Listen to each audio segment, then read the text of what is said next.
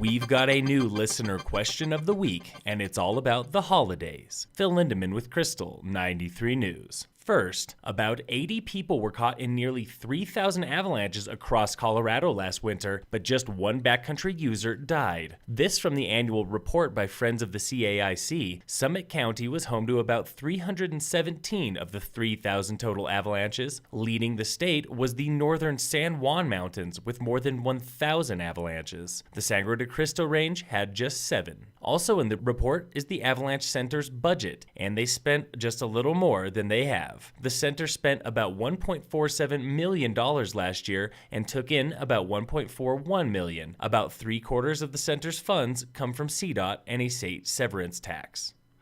Hand Brewing on the Front Range is suing a yeast distributor for $6 million after recalling $2 million worth of its popular milk stout Nitro. The Denver Post reports that Left Hand of Longmont filed the suit against the distributor last week. It claims overactive yeast led to the recalls. The suit also claims Left Hand lost market share and brand identity after the bad beer. The first batch of Milk Stout Nitro was found in July 2016. The Left Hand Brewery then shut down for 2 weeks earlier this year for decontamination.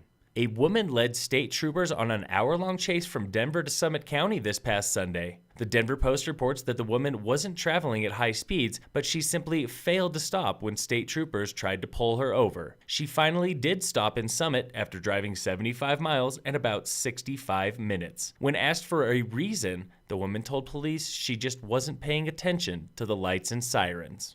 Beaver Creek wants to expand its beginner terrain by adding about 250 acres of greens and blues. The proposal, announced yesterday, calls for 17 new trails at McCoy Park. That's at the top of Strawberry Park where the Nordic and snowshoe trails are. The expansion is described as groomable glades in a release from the resort, and it calls for tree removal on about 30 acres of land. The McCoy Park proposal also calls for 2 new chairlifts, an express chairlift and a carpet. The proposal has not been approved yet, and there's no estimate on when it will be. Qdoba just sold for $350 million to a private equity firm. The chain was born in Denver in 1995 and was bought by burger chain Jack in the Box in 2003. The Denver Post reports that Qdoba is lagging behind Jack in the Box for sales. The burrito chain has more than 700 locations in the US and Canada. Last week for Your Voice on Krystal 93, we asked you to sound off about affordable housing in Frisco. This week, we've got the holidays in mind. Are you cutting back on gifts and holiday parties this season?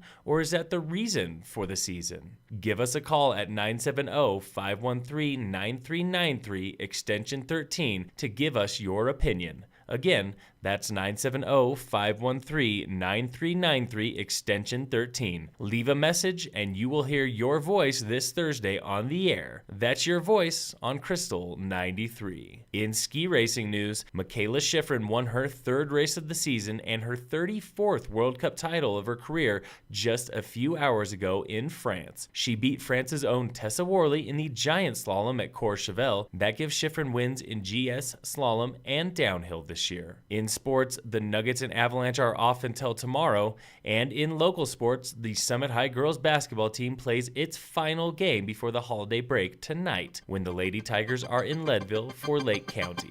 Phil Lindeman with Krystal 93 News.